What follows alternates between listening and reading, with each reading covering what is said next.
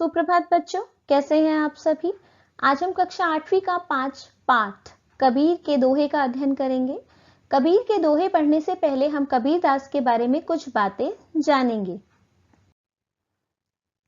कबीर दास एक ऐसे संत जो करघे पर कपड़ा और मन में कविता बुनते बुनते इतने प्रसिद्ध हो गए कि उनकी कविताएं आज भी लोग भजनों की तरह सुनते हैं। उनकी दोहे जो हैं वो आज भी गाए जाते हैं, गायन रूप में गाए जाते हैं, बोले जाते हैं, उदाहरण के रूप में दिए जाते हैं और पाठ्य पुस्तकों में पढ़ाए भी जाते हैं। माना जाता है कबीर दास का जन्म 14वीं शताब्दी में काशी में हुआ था। उनकी रचनाएं मुख्यतः कबीर ग्रंथावली में संग्रहित है। कबीर ग्रंथावली के अंतर्गत आपको इनकी रचनाएं देखने के लिए मिलेंगी। आज भी उनकी रचनाएं हमें जीवन की सच्चाई को समझने और अच्छा मनुष्य बनाने की प्रेरणा देती है। उनकी रचनाएं हमें सही राह पर जाने की प्रेरणा देती है। उनकी रचनाएं हमें सही के लिए लड़ना सिखाती है। उनकी रचनाएं हमें समाज की वास्तविकता दिखाती है। तो कबीर दास जी एक ऐसे कवि हुए जो पैदा तो जहां भक्ति कालीन समय में हुए हैं, लेकिन उनकी जो रचनाएं हैं वो आधुनिक युग जैसी है। वो समाज से पूरी तरह जुड़ी हुई है। समाज की वास्तविकता वो हमें दिखाते हैं। तो आज हम कबीर के दोहे पढ़ेंगे। पहला दोहा, साच बराबर तप नहीं, झूठ बराबर पाप, जाके हृदय साच है, ता हृदय गुरु आप। यहाँ पे कबीर दास जी कहते हैं साच का मतलब सच होता है, तप का मतलब होता है तपस्या, झूठ आप जानते हैं झूठ बोलना, जाके जिसके हृदय दिल, साच सच, हृदय दिल, गुरु आप। अब देखिए साच बराबर तप नहीं, या कबीरदास जी कहते हैं कि सच से बड़ा कोई तप नहीं है, सच से बड़ी कोई तपस्या नहीं है। जो सच बोल रहा है वो अपना जीवन तपस्या के रूप में ही गुजार रहा है। झूठ बराबर पाप, और जो झूठ बोल रहा है वह पाप के समान कार्य कर रहा है। अर्थात सच तपस्या के से बढ़कर है और झूठ पाप के बराबर। जाके हृदय साच है, ता हृदय गुरु आप। तो कबीरदास जी कहते हैं कि जिसके हृदय में सत्य निवास करता है, जो व्यक्ति हमेशा सत्य की राह पर चलता है, जो कभी झूठ नहीं बोलता, किसी का बुरा नहीं करता, अपना जीवन ईमानदारी से गुजारता है, उसके मन में स्वयं गुरु का या भगवान का निवास होता है। अर्थात उसके हृदय में स्वयं भगवान निवास करते हैं।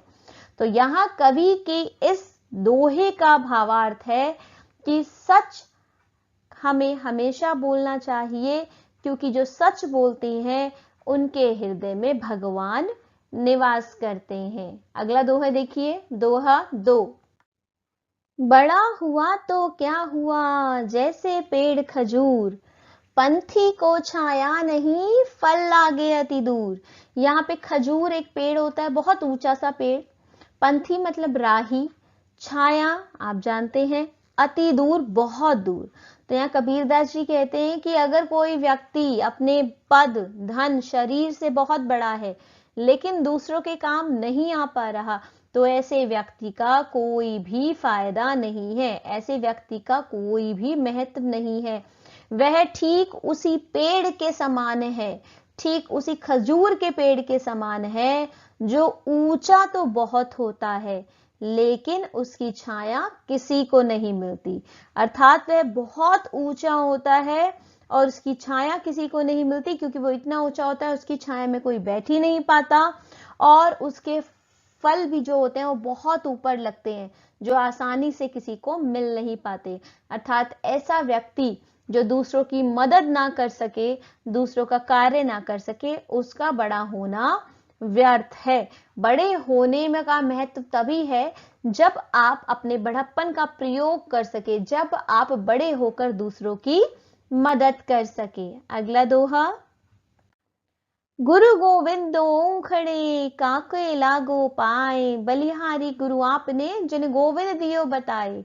यहाँ पर आप देखेंगे गुरु, यहाँ गुरु के लिए प्रयोग किया गया है, जो ज्ञान देते हैं गोविंद ईश्वर के लिए। दो मतलब दोनों, काके किसके, लागू लागू, पाए पैर, कि वो कबीरदास कहते हैं कि गुरु गोविंद को दोनों खड़े, कि मेरे सामने मेरे गुरु और ईश्वर भगवान श्री कृष्ण दोनों खड़े हैं।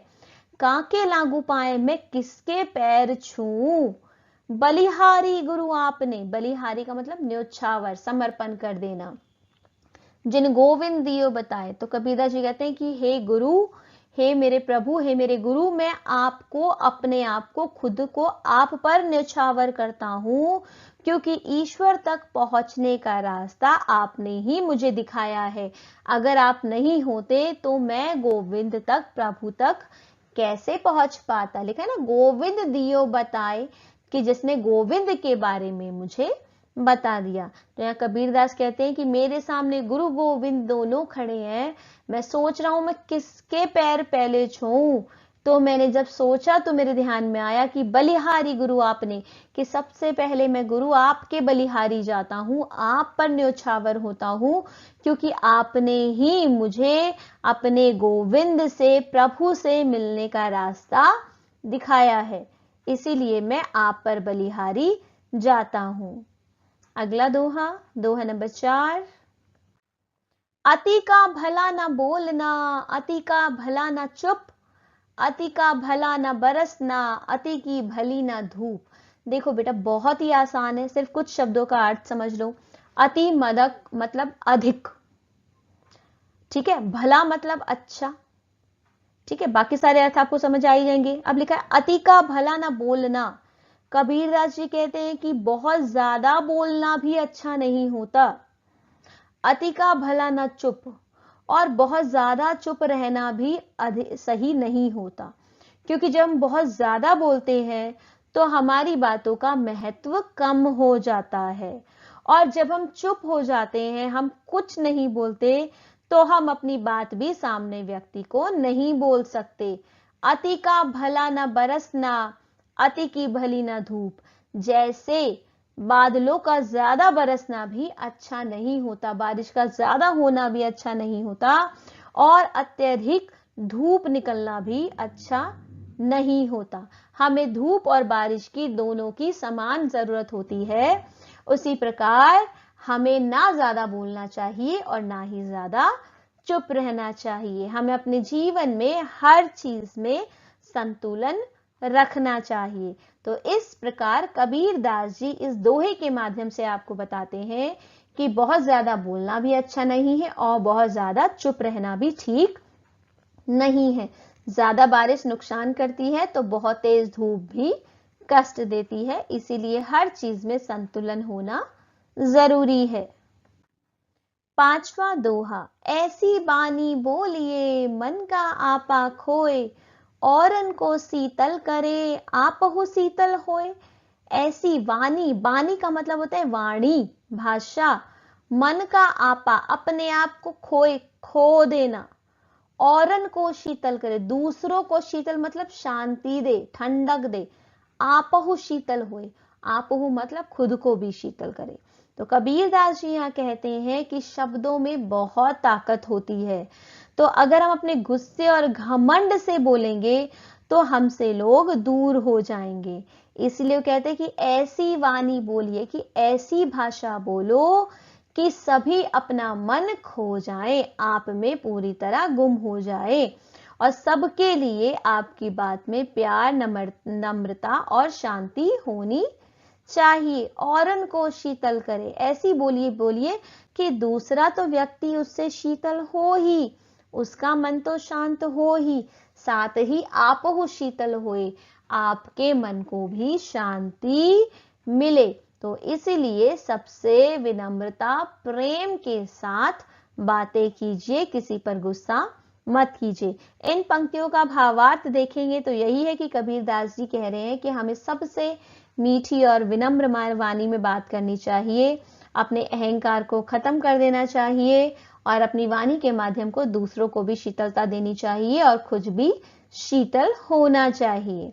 अगला दोहा 6, निंदक नियरे राखिए आंगन कुटी छवाए, बिन पानी साबुन बिना निर्मल करे सुभाए।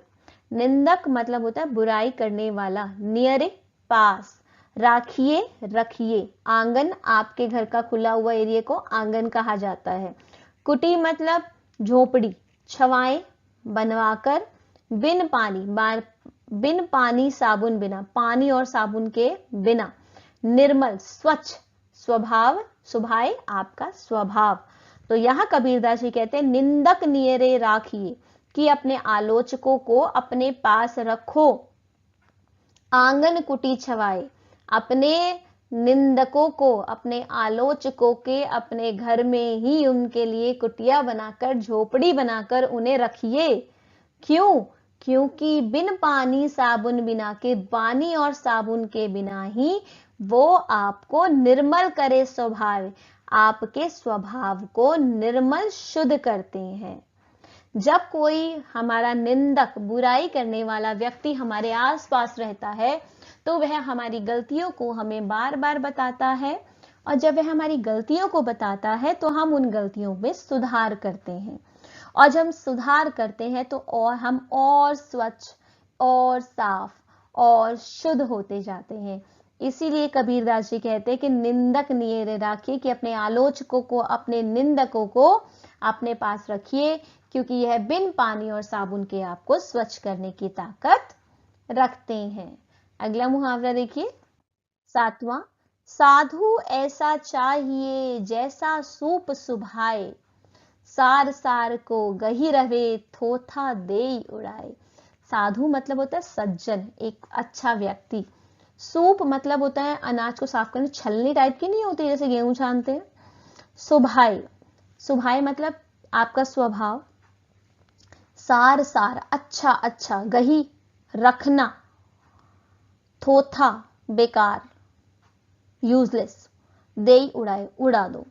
तो यहाँ पर कबीरदास जी कहते हैं कि साधु ऐसा चाहिए, कि एक ऐसा साधु, एक ऐसा व्यक्ति होना चाहिए जैसा सूप सुभाए, कि जिसका स्वभाव सूप की तरह हो, अनाज छानने वाली छलनी की तरह हो, सार सार को गही रहे, कि अच्छे अच्छे तत्व को, जो प्रयोग करने वाले तत्व हों उनको रख ले, और थोथा देई उड़ाए, और जो उसमें कचरा हो, जो उसमें व्यर्थ की चीजें हो उनको उड़ा दे। तो कबीरदास जी यह कहना चाहते हैं कि जैसे सूप केवल सार्थक चीजों को संभालता है और व्यर्थ को छोड़ देता है, वैसे ही एक साधु और सच्चा इंसान भी जीवन में केवल अच्छी और मूल्यवान बातों को अपनाता है और बुरी और नकारात्मक बातों को छोड़ देता है। तो वो यहाँ ये इनडायरेक्ट वे में हमें भी संदेश दे रहे हैं कि हमें एक ऐसा व्यक्ति बनना चाहिए कि हम सकारात्मक चीजों को, अच्छे व्यवहार को तो अपनाएं, परंतु बुरी बातों को, नकारात्मक प्रभावों को छोड़ दें। केवल अच्छी बातों पर ही हम अपने जीवन में फोकस करें। अगला दोहा, 8वां दोहा और आखिरी दोहा है आपका, कबीरा मन पंछी भया भावे तहवा जाए, जो जैसी संगति करे जो सो तैसा फल पाए। कबीरा मन, कबीरदास जी कहते हैं मन पंछी भया, कि मन तो है वो पंछी की तरह है, भावे तहवा जाए, कि जो उसको चीज भाती है, भाती मतलब अच्छा लगना, तहवा वहीं चला जाता है। कबीरदास जी के मन को जो चीज अच्छी लगती है वह वहीं पर चला जाता है। जो जैसी संगति करे, उसके बाद जो वो मन जो जिसकी संगति में बैठता है वैसा ही बन जाता है। जो जैसी संगति करे सो तैसा फल पाए, उसके बाद वो जैसी संगति में रहता है, अगर वो सज्जन विद्वान अच्छे लोगों की संगति में रहेगा तो उस पर अच्छा प्रभाव पड़ेगा, और यदि वह दुष्ट और बुरे लोगों की संगति में रहेगा तो उस पर बुरा प्रभाव पड़ेगा। तो हमारा मन भी वैसा ही हो जाता है। यहाँ कबीरदास जी हमें समझाना चाहते हैं कि मन जो है वो पंछी की तरह चंचल होता है, वो अपने मन मानी जगह में चला जाता है। तो हमें अपने मन पर नियंत्रण रखना चाहिए, हमें अपनी संगति अच्छी रखनी चाहिए, क्योंकि यदि संगति अच्छी होगी तो अच्छे फल मिलेंगे और बुरी संगति होगी तो बुरे फल मिलेंगे। तो इस तरह हमें अपने मन को नियंत्रण में रखना चाहिए। इस प्रकार आज हमने कबीर के दोहे पढ़े। उम्मीद करती हूँ आपको समझ आए होंगे। धन्यवाद।